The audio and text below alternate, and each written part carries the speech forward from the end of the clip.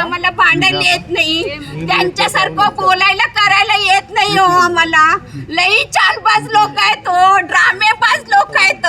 सोलापुर से बेहद गंभीर और दुखद खबर सामने आई। शहर के भाग्यलक्ष्मी लॉज में एक लापता युवक का शव मिलने से सनसनी फैल गई। मृतक युवक की पहचान हरीश भास्कर बंडी उम्र 29 साल निवासी नीलम नगर सोलापुर के रूप में हुई है। यह घटना शिवाजी महाराज चौक से संभाजी महाराज चौक जाने वाले रास्ते पर आबे सेंटर होटल के पास स्थित भाग्यलक्ष्मी के दूसरे मॉल पर कमरा नंबर 120 में आज सुबह करीब 11 बजे सामने आई।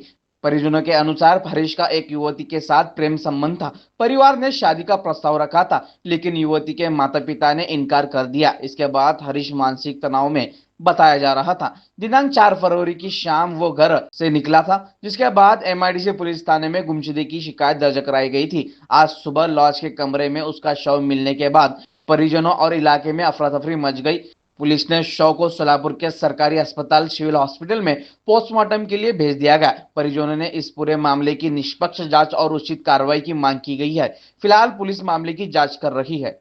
भास्कर बंडी आणि मी मॅरिड आहे, पल्लवी राजेश महेश्वरम, आणि माझा भाऊ हरीश भास्कर बंडी त्यांनी आज का माहीत नाही पण फाशी घेतलेली ही न्यूज आलेली आहे। माझ्या वहिनीसोबत सख्या वहिनीच्या बहिणीसोबत त्याचं रिलेशन होतं। तिचं नाव संध्या यादगिरी अलवाल आणि तिला अटक केल्याशिवाय त्यांच्या वडील यादगिरी अलवाल आणि त्यांची आई, त्याच्या आईचं नाव काय ग, अंबिका अलवाल, यांना तिघांना अटक केल्याशिवाय आम्ही आमच्या दादाला इथून घेऊन जाणार नाही। किती दिवसापासून घरातून गेले होते, निघून काय झालं? आम्हाला 2 महिने बुधवारी नाईटला निघून गेला तो घरातून। गॅदरिंगला जातं म्हणून गेलाय। घरात माझ्या बहिणीच्या मुलाचं गॅदरिंग होतं, तिकडं जाणार म्हणून सांगितलं तो, पण ॲक्च्युली घरात एक सांगितलं आणि त्यांनी गेला दुसरीकडे। आम्ही त्या रात्रीपासूनच शोध लावत आहे, पण कुठंच नाही भेटला तो। आम्ही अक्कलकोटला पण फिरून आलो, पूर्ण अक्कलकोट, नाही भेटला तो आम्हाला।